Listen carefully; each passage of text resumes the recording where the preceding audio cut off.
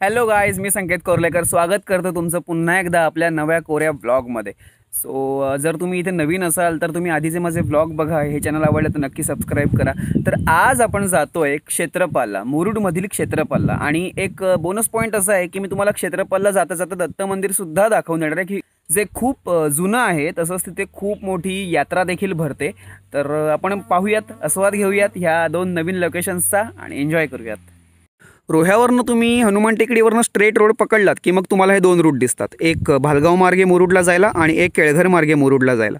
मी केळघर मार्गे मुरुडला जायला प्रेफर करतो कारण तो रोड माझा पाठ झालेला आहे.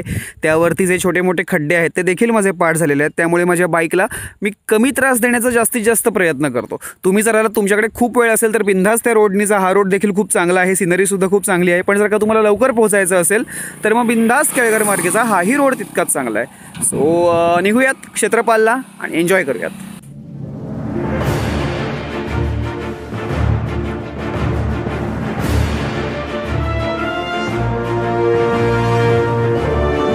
सकाळचे 10 वाजलेले आहेत. माझं फर्स्ट मीलचं टायमिंग झालेलं आहे आणि मला किमान 450 कॅलरीज तरी घ्याव्या लागतात सकाळी. सो मी कुठेही असलो, काहीही करत असलो तरी माझा मी मील्स जे आहेत ते चुकवत नाही. सो आता इथेच मी माझं मील घेणार आहे, फर्स्ट मील. माझ्या मीलमध्ये असतं एक प्रोटीनचा लाडू आणि ओट्स, जे मी मोजून ऑलरेडी डब्यामध्ये कॅरी करतो आणि मी कुठेही खाऊ शकतो. कुठेही म्हणजे कुठेही.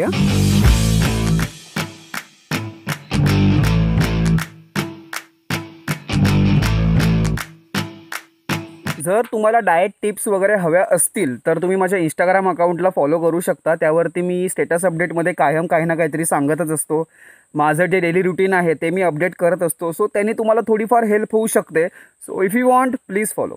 थँक्यू.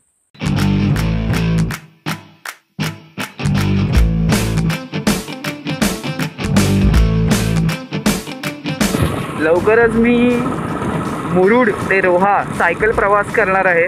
तेव्हा मी तुम्हाला हे सगळे रोड, या रोडवरची जी गावं आहेत, परत ज्या काही गमती जमती होणार आहेत येताना, त्या सगळ्या ब्लॉगमध्ये शूट करेन. स्वतः एक सायकल राईड करेन.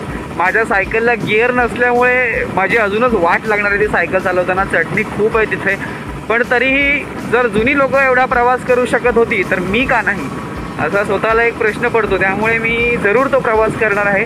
आणि ह्या ब्लॉग नंतर मी जास्तीत जास्त प्रयत्न करेन की तो ब्लॉग लवकरच तुमच्यासाठी घेऊन येता येईल. हा तोच रोड आहे. लास्ट टाइम आपण ब्लॉग केला होता गारंबी. ह्याच्या सगळ्या गाड्या लागलेल्या आहेत, त्या गारंबीसाठीच लागलेल्या आहेत. एकदम थंड वाटतं इथे आल्यावरती. जर तुम्हाला कधी यायचं असेल इथे तर माझा आधी ब्लॉग बघा आणि मग नक्की ठरवा. ॲक्च्युली क्षेत्रपालला जायचा रूट हाच आहे, पण मी मुरुडमध्ये आलो आहे आणि प्रसाद दादाला आणि अतुलला घेऊन जर का क्षेत्रपालला नाही गेलो मग काय मजा. सो ते दोघं मला कायम मुरुडला आल्यावरती सोबत लागतातच.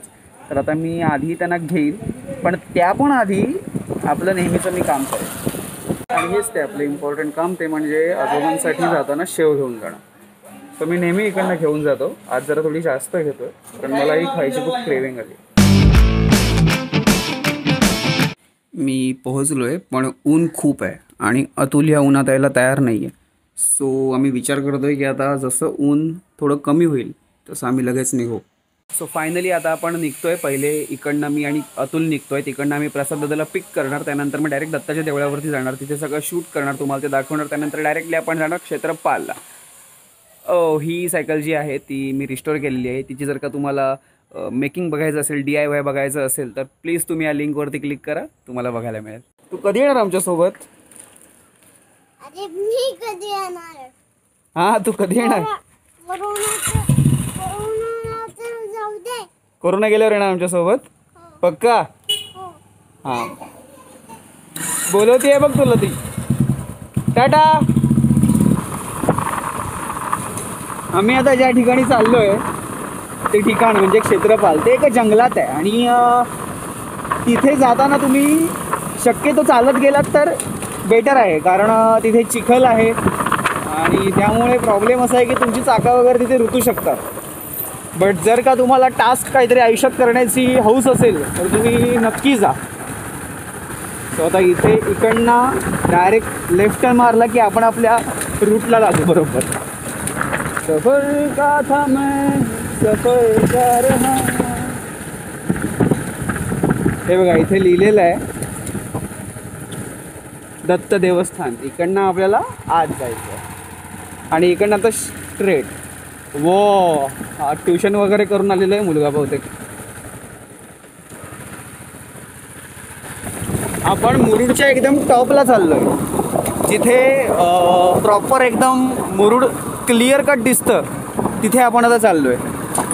अतुलने आता हा कॅमेरा पकडला आहे. मी काही एक हात सोडून गाडी वगैरे चालवत नाही आहे. अतुल पण ॲक्च्युली ब्लॉग बनवायच्या तयारीत होता, पण तो प्रत्येक वेळेला ब्लॉग बनवायच्या तयारीत असतो आणि ऐन वेळेला नाही म्हणतो. कधी ना कधीतरी त्याचासुद्धा ब्लॉग तुम्हाला नक्की बघायला मिळेल. इवन आतासुद्धा तो माझ्या मुद्दामून सोबत आहे, कारण क्षेत्रपालच्या इथे ज्या वेगवेगळ्या विहिरी आहेत त्यांच्याबद्दल त्याला माझ्यापेक्षा 1000 पटीने जास्त माहिती आहे. सो तो सोबत असला तर आपल्याला कायम करेक्ट नॉलेजच मिळेल, म्हणून आपण त्याला कायम सोबत घेतो मुरुडमध्ये जेव्हा जेव्हा असतो तेव्हा.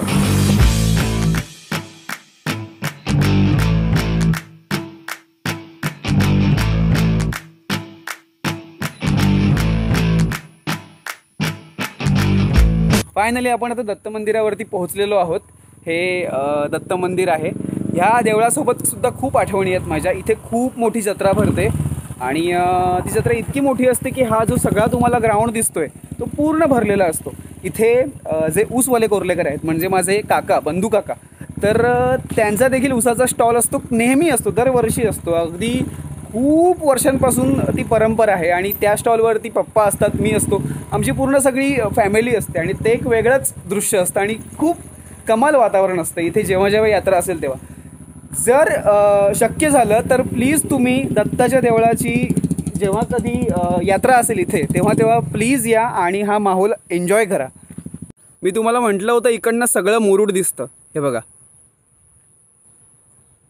जेव्हा जेव्हा तुम्ही मुरुडला याल तेव्हा तुमच्याकडे 15 मिनटं एक्स्ट्रा असली तर प्लीज इथे याच आणि हा सगळा नजारा बघितल्याशिवाय जाऊ नका, कारण का इथे एक वेगळीच गंमत आहे. इकडे येणारी हवा, इकडे येणारं सगळं असं ते मस्त वातावरण, पक्ष्यांचा आवाज, ह्या सगळ्या गोष्टी तुमचा सगळा मूड मस्तपैकी सेट करून देणार. दत्त मंदिराचं दर्शन तर झालेलं आहे. आता इकडनं स्ट्रेट रोड पकडायचा आणि इकडनं लेफ्ट मारायचा. पाऊस येणार आहे असं वाटतंय. आपलं नशीब चांगलं आहे की इकडली जमीन किमान सुकलेली आहे. एक फील आहे, एक रॉयल एनफील्ड या अशा रोडवरती चालवण्याचं एक वेगळं फील आहे. ते फील तुम्ही अनुभवायचं असेल तर नक्की इथे या. हे बघा, हा इथे बाण तुम्हाला दिसेल. शंकराच्या पिंडीचं चित्र आहे तिथे आणि तो बाण दाखवला आहे त्या मंदिराकडे जाण्यासाठी. आणि इथे बघू शकता ऑलरेडी काही दोस्त लोक आपले इथे एन्जॉय करायला आलेले आहेत. आपण आता इथे गाडी पार्क करूयात आणि मी तुम्हाला ह्या सगळ्या एरियाचं दर्शन करून देतो. काय ते काय भेटलं का नाही? काय चिंचण्या काय तुमची हे काय चिंचण्या खातात काय त्या? हो. काय आतमध्ये काय हे असतं का त्याच्या? हां का, बघू ना मला. ही तू विकू नाही शकत मला, दे ना मला. आम्हाला लागतात ते. तू नंतर बनवशील ना अजून एक, मला दे ना. ही मी तुला पैसे देतो. काय रे? अरे विचारतोय, तू काय नंतर बनवशील, आम्हाला कुठे बनवायला मिळणार आहे. घे मग. कितीला देतोस? दे काय देतोस? अरे असं कसं, तुझी मेहनत आहे याच्या मागे, तू सांग मला. दे आता तुला पाहिजे ते. माझी खूप इच्छा होती की एवढी पॉवरफुल बेचकी असते ह्यांची, जी पूर्ण निशाण वगैरे यांनी कडक लागतो, मला माहिती आहे. आजोबा सुद्धा बनवायचे, बट मला अशी विकत घ्यायचीच होती. सो आज माझं हे स्वप्न पूर्ण झालेलं आहे आणि मीही याच्याकडनं विकत घेतोय. कारण भले हा बोलत असला की बाबा काय द्यायचं ते दे, तरी सुद्धा त्याच्यात मेहनत खूप लागलेली आहे. सो त्याच्या मेहनतीचं फळ म्हणून आपण याच्या परीने काहीतरी देऊयात त्याला. ज्यांनी आपल्याला बेचकी दिली त्यांच्याकडनंच अतुलने ह्या चिंचण्या मागून घेतलेल्या आहेत. त्या आता काय चिंचण्याच ना, चिचण्या मागून घेतलेल्या आहेत. प्रत्येक ठिकाणी याला वेगवेगळा शब्द आहे. तुमच्याकडे याला काय बोलतात तेही कमेंटमध्ये नक्की सांगा मला. सो खायला खूप मजा येते, फुल टाइमपास आहे. म्हणजे आमच्या शाळेच्या बाहेर सुद्धा 1-1 रुपयाला फुल असं झुडूप मिळायचं याचं, ते सुद्धा मागच्या बेंचवर जाऊन खायला मजा यायची.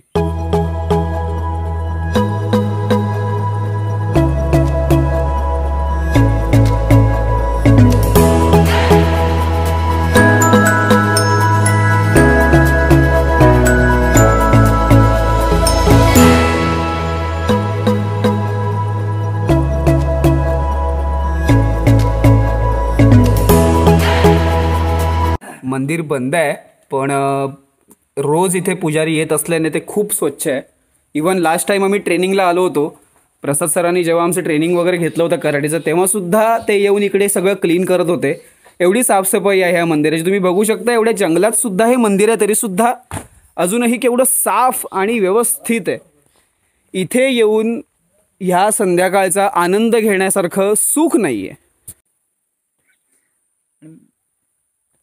या विहिरीचा तुम्ही आकार बघू शकता, तिथे विहिरीचा प्रॉपर आकार, त्यानंतर हा आकार.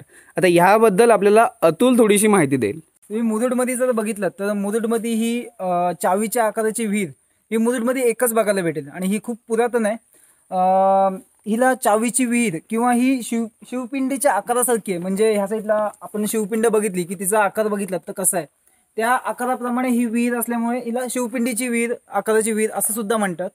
ह्या विहिरीचा असा का आकार आहे ह्याला कारण आहे, कारण आपल्याकडच्या ज्या घराच्या पाठीमागे ज्या विहिरी आहेत त्या पूर्णपणे गोल आहेत आणि ह्या विहिरीला मधी कठडा घालून खालून त्याचं पाणी आहे ना ह्या साईडला आलेलं आहे आणि इथनं पायऱ्या आहेत, म्हणजे पाणी खराब न हो आणि इथनं पायऱ्यांनी जाऊन खाली जाऊन पाणी स्वच्छ पाणी घेतलं जाईल म्हणून ह्या विहिरीचा आकार असा असतो. आणि दुसरं म्हणजे क्षेत्रपाल. आता जिथे आपण क्षेत्रपाल म्हणजे काय, क्षेत्र म्हणजे एखादं क्षेत्र म्हणजे जागा, त्या जागेचं रक्षण करता म्हणजे क्षेत्रपाल. इथे तू ट्रेनिंगला आला होतास तेव्हा पहिल्या 1 तासातच दमला होतास हा? 1 तास इथे मग जास्त झालं का? मी बाईकच्या आरशाला मारू शकतो, पण तुझ्या बाईकच्या आरशाला मारू शकतो नाही जमलं तू. मी त्या पोलाला मारून दाखवतो बघ. हा चालेल. हे लागला पोलाला. म्हणजे लहान पहिला मुलीच्या shot, आजोबांनी पहिलं दिलेली शिकवण अजूनही आहे अशीच. सो असं आहे हे एकदम नयनरम्य आणि एकदम ताजतवानं करणारं क्षेत्रपाल. इथे गोविंदाच्या वेळेला सगळेजण चालत, जिथे आपण आता बाईकने आलो, एवढा मोठा प्रवास केला, तिथे सगळेजण चालत येतात, इथे धमाल करतात. ज्या वेळेस तुम्ही मुरुडमध्ये गोविंदाला इथे असाल तर जरूर या ठिकाणी या आणि मुरुडमधल्या कमाल लोकांची कमाल धमाल पहा, ती विसरू नका अजिबात. आणि थँक्यू सो मच सगळ्यांना. आपण इथे आलो आणि सगळं एक्सप्लोअर केलं. सो जर तुम्हाला ही व्हिडिओ आवडलेली असेल आणि अजूनही असे जे फार क्वचित लोकांना माहिती असतील असे ठिकाणं आहेत ते मी एक्सप्लोअर करावं अशी तुमची इच्छा असेल तर प्लीज कमेंटमध्ये सांगा. तसंच माझ्या जुन्या व्हिडिओ देखील बघा, एन्जॉय करा, लाईक करा, त्यांना सबस्क्राईब करा, चॅनलला सबस्क्राईब करा, शेअर करा आणि सगळे एन्जॉय करा. कोरोनापासून स्वतःची काळजी घ्या, मास्क लावायला विसरू नका. आता भेटूयात आपण पुढच्या व्हिडिओमध्ये. मी तुम्हाला व्हिडिओच्या सुरुवातीला बोललेलो आहे ते आपल्याला करायचं आहे पुढच्या ब्लॉगमध्ये. सो लेट्स सी ते किती पॉसिबल होतोय. सध्यापुरता lots of love, bye bye, take care. मैत्री करणं फार सोपं असतं, पण त्याच मित्राच्या मदतीला धावणं कठीण असतं. प्रसाद चौलकर आणि अतुल मोरे ह्या ब्लॉगमध्येही माझ्यासोबत येण्यासाठी थँक्यू सो मच.